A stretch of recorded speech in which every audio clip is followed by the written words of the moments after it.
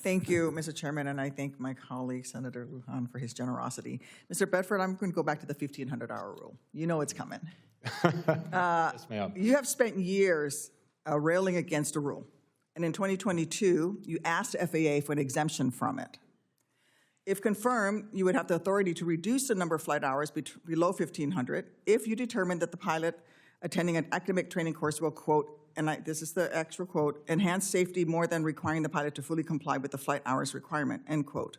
No administrator under a Republican or Democratic administration has ever made such a finding, and I would submit that now is not the time for less actual cockpit time for pilots. This is a perilous moment for aviation safety. After a rise in close calls coming out of the pandemic, we had our first major commercial crash in more than a decade. Air traffic controllers are understaffed, overworked, and using antiquated equipment that is increasingly likely to fail, as we saw in Newark. Well-trained pilots are our last line of defense. In incident after incident, it has been the pilots who have made last-second decisions to avert disaster. In Austin, when a FedEx plane came within 150 feet of landing on top of a Southwest plane, 150 feet, it was the FedEx pilots who spotted the danger and took evasive action. In Chicago, when a Southwest plane landing at Midway came within 200 feet of a jet crossing the runway, it was a pilot who aborted the landing. Mr. Bedford, will you commit to not reducing the number of flight hours currently required for pilots? Well, thank you for the question, Ranking Member Duckworth. We had a very spirited conversation. Your passion on this issue is commendable. Your active service for our country and the loss that you've personally suffered. You know, I just have tremendous admiration for you, both as a pilot and as a legislator. I don't think we actually have a lot of gap between where we're at. We both want to have the safest pilots operating our aircraft, correct?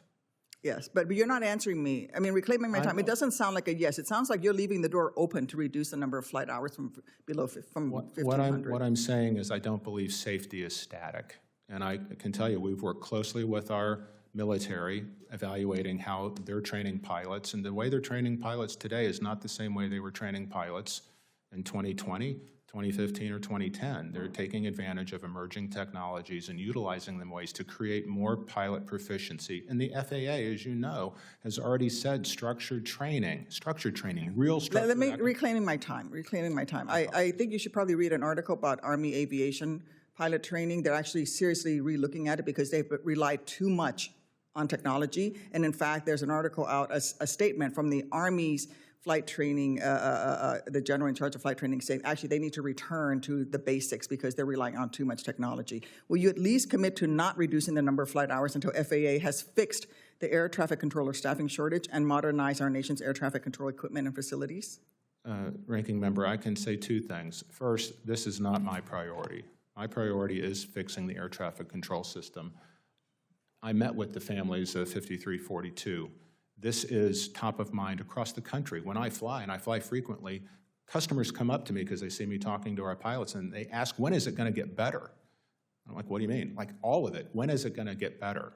And that is my guiding. And also maintaining safety. I will not roll back safety. There won't be safety loopholes. I commit to you, we will never do anything to reduce the safety and competency of our pilots. Okay, so that's still not a yes answer to my question. Will you at least commit to taking any potential changes to pilot flight hours before the Air Carrier Training Aviation Rulemaking Committee, or the ACT-ARC, and abide by their consensus recommendation?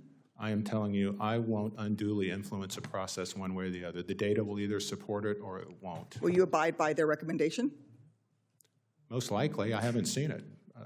I can't commit to things that I don't know. Okay, but I can commit to you that we will not have anything that would reduce safety, full stop. So I've asked you four questions on whether or not you will unilaterally reduce the 1,500-hour rule and that you will resist it, and at no point have you answered yes. So you are leaving the door open.